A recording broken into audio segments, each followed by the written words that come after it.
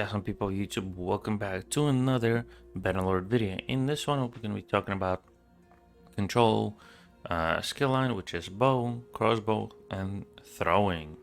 But before we get started, I just want to remind that if we can get to 575 subscribers by Christmas, we'll be doing $25 gift card giveaway.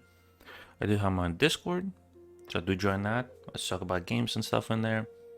I do stream, we do giveaways on there as well, and we do have channel membership. So if you want to support the channel, go ahead and do so. It's only $1.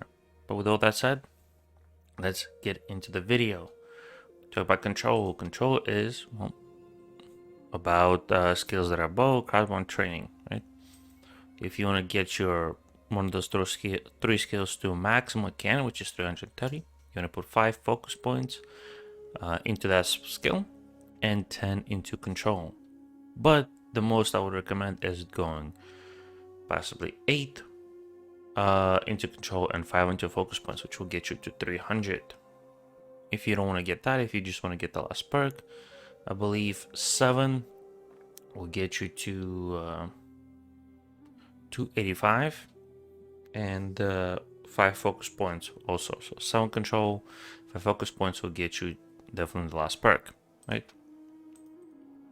Now let's talk about the skills or the perks in each class. So for bow, the higher bow, you'll be able to use more usable bow difficulty, bow damage, and bow accuracy. So you'll be able to use better bows and eventually go for like noble bow and stuff like that, right?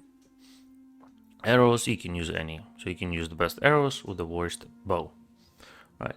At level 25, you can take bow control, which is minus 30 accuracy penalty while moving for yourself. For captains, plus 5 damage for bows to troops in your formation. Or deadly aim, plus 3 headshot damage for bows. For captain, 20 archer skill troop to your formation. For captain, it's not bad. It's I usually take for captain plus 20 archer skill. For myself, I take bow control, so I reduce my penalty because I move, right? At level 50, you can take Botkin, which gives you plus 10 armor penetration with bows. For captains, 5% armor penetration with bows by troops in your formation. Or knocking point, plus 50 movement, or minus 50 movement speed penalty while reloading, and plus for captain, plus 3 movement speed to archers in your formation. Honestly, for myself and captain, I take Botkin because armor penetration is really nice, especially against heavily armored units like Sturgeon, Heavy Spearmen, or Imperial Legionnaires, stuff like that. At 75, you have Quick Adjustment, which is minus 50 accuracy penalty while rotating, and for captain, it's minus 5 accuracy penalty to archers in your formation. You have Rapid Fire, plus 25 reload speed with bows. For captains, plus 5 reload speed to troops in your formation. I take Rapid Fire. It allows me to shoot faster, and for my troops. You know? At 100, you have plus 5 party size for party leader and government plus 1 militia recruitment in governed settlements. For other one, it is mounted archery, minus 30 accuracy penalty while using bow while mounted. Governor plus 20 security provided by archers in governed settlements. Captain, it doesn't matter because none of them are captain. I usually take merry men for party size, plus 5 members, huge. If you have a governor, I would take merry men also because plus 1 militia recruitment in governed settlement is huge because militias don't eat the food in there and they don't cost gold. They don't take wages, I mean. That's pretty huge. For 125, you have chunk bows, plus 8 damage with bows for yourself, and for captains, plus 5 damage with bows by tier 3 troops or higher in your party. Or trainer, daily bow experience bonus to party members with lowest bow skills, and plus 3 daily experience to archery in your party. Both for myself and captain, strong bows. More damage with me, and then for my captain, gives damage to my archers. Pretty nice. At 150, you have discipline. For yourself, it's plus 50 aiming duration without losing accuracy. Governor is plus 1 loyalty per day to governed settlements. And then you have Hunter Clan, plus 30 damage with bows to mounts, and Governor minus 15 garrison maintenance cost. Honestly, discipline or Hunter, I should go with discipline because getting more aiming so I can get a nice shot is personally better against or versus the hunter clan because that damage to mounts. Usually the mounts are heavily armored, so even that's not as good. For governor, loyalty is not bad if you are a vassal, but if you're a leader, I would definitely take garrison maintenance cost because as a leader of your kingdom, you can get perks or policies that will get rid of or will help penalty loyalty, which get rid of that negative stuff faster. At 175, you have Eagle Eye plus 50 zoom with bows for yourself. Party leader plus 10 visual range on campaign map, or skirmish phase master. You take 10% less damage from projectiles, and captain take minus 10 damage from projectiles to troops and information. Both I take skirmish phase master because taking less damage is massive. Yes, it might seem 10% not a lot, but it is still nice taking less damage. At 200, you have Bull's Eye plus 10 bonus experience to range troops in your party after every battle. And Governor is plus 3 daily experience to garrison troops in government settlements. Or Renowned Archer plus 10 starting battle morale to range troops in your party. And minus 30 equipment and upgrade cost to archers. Honestly, Captain doesn't matter. For Governor, you want to take Bullseye. But for yourself is honestly determined. If you have to replenish troops a lot, Renowned Archer is not bad. Bullseye is also not too bad, but if you have to, like I said, if you have to replenish archers, pretty heavy, Renowned Archer just for that little cost reduction. If you don't care about that, Bullseye will be better just so you can get more experience for your troops faster. At 225, you have Deep Quivers, plus 3 arrows per quiver. And for party leader, plus 1 extra arrow per quiver to troops in your formation. For Horsemaster, you can now use all bows on horseback, and for Captain, plus 30 bow skill to horse archers in your formation. If you use primarily horse archer, Horsemaster is huge. You know, you can use all bows, you can use the noble longbow, which is the best bow, and getting more bow skill to your horse archer is not bad. Otherwise, you definitely want to take Deep Quivers, plus 3 extra arrows per quiver for yourself. So if you have 2 quivers, you get 6 more arrows. If you just pure archer, so 1 bow and 3 quivers, you get 9 extra arrows. And then getting your troops 1 or 2 extra arrows is not bad. At 250, you have Quick Draw, plus 25% aiming speed with bows, and for governors, plus 5 attacks in governed settlements. Or range swiftness. Equipped bows do not slow you down, and for governor, it is plus 20 security provided by archers in governed settlements. Personally, I take range swiftness because I like to move with my bow at that range at that time, so I can catch up to enemies or retreat, so that will help me move without that penalty, right? For governor, Quick Draw is not bad. There's no captain, just so you can get more attacks. At 275, you get Deadshot, plus 0.2 speed with bows for every skill above 200, and personal plus 0.5 damage bows for every skill point above 200. Really, really nice. You can get archer pretty easy to level up, especially in an early game. You start, if you pick the right things, you'll start on a horse with a bow. Even if you don't want to use the horse, you want to go athletics, you just use the bow to shoot bandits as you run around them. That way you can get your bow skill high. You can get to around 50 to 75 bow, depending if you have 5 focus points or not, and depending if you have attributes. So that will get you that little starting bow so you can get better bows right away, right? And out of all those 3 skills, bow is probably the more generally used because there's a lot of different bows. There's a best bow, again, noble longbow, and then there's I forget the second one best, which is best on horse because you can use it without any perks. Crossbow is not bad, but it takes a lot longer to reload, and you are stationary with it. Right? Throwing is really nice, but you can replenish your ammo in sieges, which is why I love throwing javelin, but you just can't replenish, which sucks. So you're kind of stuck with however much you're given. But let's talk about crossbow, right? Crossbow higher skill level give you more crossbow reload speed and crossbow accuracy. Now at level 25 you get Marksman, which is 25% aiming, or 25% faster aiming with crossbows. Your party leader plus 10 starting battle morale to ranged troops in your party.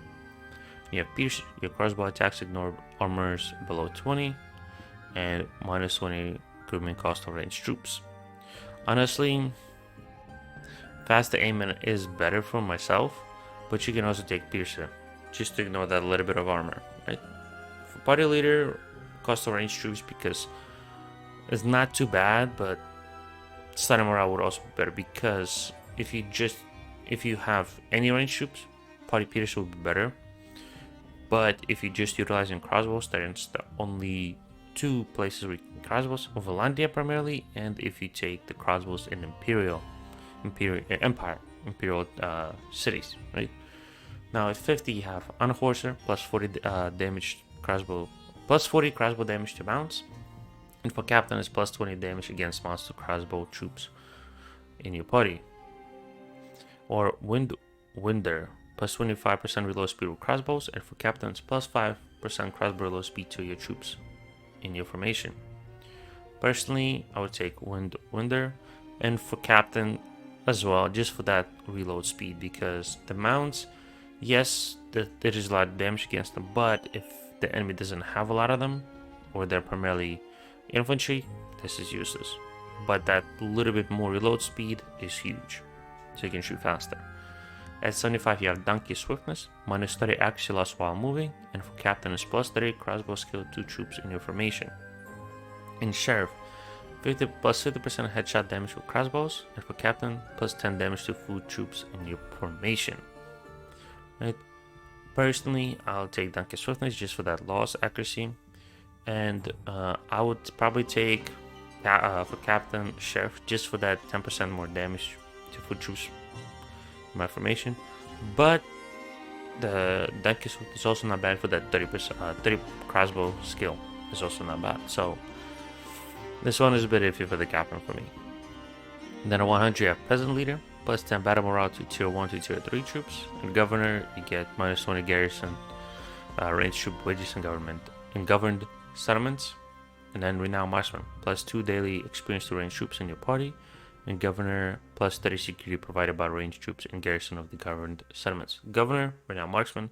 For myself, same, just to get that little bit more experience to them if I have to replenish them. You know, the battle morale to tier 1 to tier 3 troops is not as good. Now let's talk about 125. You have Fletcher, plus 4 bolts per quiver. Party leader, plus 2 bolts per quiver to troops in your formation. Or Puncture, plus 10 armor penetration with crossbows, and Captain, plus 5 armor penetration with crossbows by troops in your formation. Captain, take the Puncture, because that's the only one out of the two that has Captain stuff, and the armor penetration will help. For yourself, I would definitely take Fletcher, because you get more bolts per quiver. So if you have 1 quiver, you get 4. If you have 2 quivers, you have 8, and if you have 3, well, you get 12. And then allows your troops to have a little bit more. Bolts is also huge. So about 150. 150 have Deft Hands. Minus 50% chance of getting staggered while reloading crossbow. For Captain, it's minus 50% chance of getting staggered while reloading crossbows to troops in your formation. Or Loosen Move. Equipped crossbows do not slow you down. And Captain, plus 5 movement speed to range troops in your formation. Well, if you are going by yourself a lot, Deft Hands is not bad. If you primarily just have crossbows. Right, but normally if you have like decently army, you have infantry, crossbows, cavalry, stuff like that, Loosen Move is not bad, you know, just so your crossbows can keep up with your infantry or back up if they need to. At 175 you have Counter Fire, minus 10% projectile damage taken while equipped with a crossbow. For Captain, it's minus 3% damage from projectile by your troops. Or Mounted Crossbows, you can unload any crossbow on horseback, and for party lead, plus 5% experience gain to troops, or to range troops in your party. Well, for Captain, obviously Counter Fire, because that's the only one that it has, you know. Personally, also, unless you want to have a meme playstyle with mounted crossbows, I would only take Counter Fire. If you want to just meme around and use crossbows on horseback, mounted crossbow for yourself is not bad. Now at 200, you can take long shot, plus 100% more zoom with crossbows, and governor plus 1 militia recruitment in governed settlement, or steady, minus 50 accuracy penalty with crossbows while mounted, and governor plus 5 tariff gained in governed settlements. Personally, long shot just so you can zoom in. Accuracy while mounted is only if you're on horseback. For governor, long shot with that plus 1 militia. At 225, you have hammer bolts, which is plus 50% chance of dismounting enemy cavalry with a heavy hit from your crossbow, and captain plus 10 damage to crossbows by troops in your formation. Or paves, I probably butchered it, plus 75 chance of blocking projectile from behind with the shield in your back, and governor plus 30% accuracy to ballista in governed segment. Personally, I would take hammer bolts. Just that chance of dismounting cavalry is not bad. And for captain also, just so you can do more damage to crossbows. Obviously, governor, if you get that high, Pavis is only one. At 250, I pick the shots, minus 50% wages of tier 4 plus troops. And for party leader, it's plus 5 hit points to range troops in your party. Or terror, plus 20% chance of increasing siege bombardment casualties per hit by 1. And captain, plus 25% morale loss to enemy due to crowd kills in your formation. Captain, obviously, terror. Personally, I would take pit shots. Less wages and more hit points is always awesome. And at 275, you have Mighty Poe, plus 0.2 reload speed, plus 0.2% reload speed with crossbows for every skill point above 200, and plus 0.5% damage with crossbow for every skill point above 200. Pretty nice. Now, so about throwing, which is probably more fun, the more fun skill for me, but unfortunately not as good as bow, just because you can replenish the ammo during siege. At 25, you have quick draw, plus 20%, 1 second. Let me lower the volume, hopefully you guys can hear a little. Now, at 25, you have quick draw, plus 20% draw speed with throwing weapons. And then captain, plus 20% or plus 10% draw speed with throwing weapons to troops in your formation. Or shield breaker, plus 40% damage to shields with throwing weapons. And captain, plus 8 damage to shields with throwing weapons by troops in your formation. Both take shield breaker, myself and the captain, because you don't have as much ammo, so you want to break those shields as fast as possible. At 50, you have flexible fighter, plus 10 damage while using throwing weapons as melee. Captain, plus 15 control skill of infantry, plus 15 vigor skill of archers in your formation. Or hunter, plus 40% damage to mounts with throwing weapons, and captain, plus 8 damage to mounts with throwing weapons by troops in your formation. Hunter, that's the one you want to take, just so you can do more damage to horses, as yourself and your troops. Right. Now at 75, you have mounted skirmisher, minus 20 accuracy penalty with throwing weapons while mounted. And for captain, plus 10 damage with throwing weapons by troops in your formation. Or well prepared, plus 1 ammunition for throwing weapons, and plus 1 ammunition for throwing weapons by troops in your party if you're party leader. Both I take well prepared because more ammo for myself is huge, and more ammo for my throwing troops is also huge.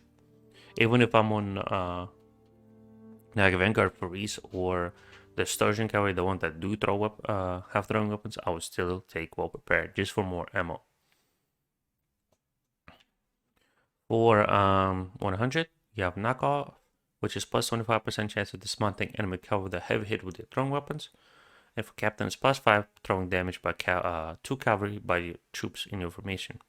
Or running throwing, plus 25 travel speed gain from your movement to your throwing weapons. And captain is plus 30 throwing skill to troops in your formation.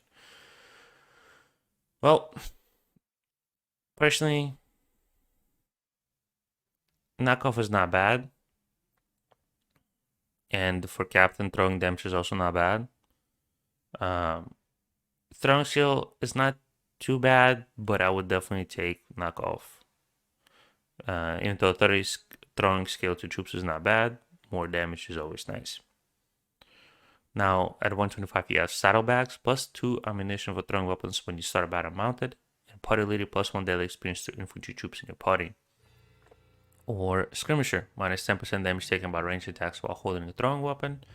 And for Captain, minus 3% damage taken by ranged attacks to troops and information. Captain, take this. You can take also this for yourself if you don't want to use a horse, but I would personally just use a horse even if you want to be pure infantry, just so you can start with +2 ammunition. Right? Now at 150, you have Focus, +25% zoom with throwing weapons, and Governor +1 daily security in governed settlements. Or Last Hit, +50% damage to enemies with less than half of their HP left, and +5 starting battle morale to troops in your party. Captain, that doesn't matter. Governor, only Focus. And for yourself, Last Hit for sure, so you can give more morale to your troops. And if your troops do some damage to the enemy and they're less than half, you can just easily one-shot them because you get more damage. At 175, you have Headhunter, which is +50 headshot damage for throwing weapons, and minus 20% recruitment cost of tier 2 plus troops or throwing competition. Minus 20% upgrade cost of infantry troops and militia. Governor, +1 militia equipment governed settlements. Well, Captain doesn't matter. Governor, you only take throwing competition. For yourself, Headhunter. I know it's not, the headshot damage is a little bit, iffy because you might not always get a headshot, but the recruitment cost of troops is not bad. If you want to, you can take upgrade cost if you have to upgrade your troops consistently. Now at 200, you can get Resourceful, which is +2 ammunition for throwing weapons, and for party leader, +10 experience from battles to troops in your party equipped with throwing weapons. Or Splinters, triple the damage against shields with throwing axes, and for Captain, +50% damage to shields with throwing weapons by troops in your formation. Captain, definitely take Splinters. If you're utilizing axes, also take this for you to do more damage. Even though axes are not as good, javelins is where it's at, especially Druid. If you use spears, definitely take Resourceful for more ammunition, because you only start with little, you want to get as much ammo as possible. At 225, you have a Long Reach. You can pick up items from the ground while mounted, and +20% morale and renown gain from battles won. Or Perfect Technique, +25% travel speed in to your throwing weapons, and for Captain, +10 travel speed to throwing weapons of troops in your formation. Well, personally, taking Long Reach is only if you're mounted, like with Azure Vanguard for Reese. If you're not, definitely take Perfect Technique, just so you can get more travel speed. And for Captain, same thing. This is the only one that has Captain perks. At 250, you have Impale, Javelins, you throw cannot penetrate shields, and Captain +10 damage with throwing weapons by troops in your formation. Or Weak Shot, +30% armor penetration with throwing weapons for yourself, and for Captain is +10% armor penetration with throwing weapons by troops in your formation. For yourself, definitely take Impale. It pretty much turns you into Ballista, right? For Captain, armor penetration is not bad, but same as with damage. If you're fighting a lot of heavily armored units, definitely take armor penetration. If you're not, Impale. But usually Weak Shot for Captain is always better, just with that more penetration, because the Imperial Legionnaires, Heavy Sturgeon Spearmen, Heavy Axemen, those heavily armored units will be useful. And at 275, you get the Unstoppable Force. You get plus 0.2% travel speed to your throwing weapons for every skill point above 200, and plus 0.5% damage with throwing weapons for every skill point above 200, which is pretty nice. The easiest way to level it is same thing with bow, is if you start with javelins, is just to run around the enemy bandits and throwing the javelins. It's not going to be as good as bow because you're going to be starting with a small amount, but you can get some of those early levels. Also, you can level this stuff in arena. I will have a video on how you can level certain of this stuff. Some of the stuff easier, or which arena will help you the best. But with all that said, I hope you enjoyed this video. If you did, leave a like, comment, subscribe, and don't forget to I'll see you in the next one, and bye bye.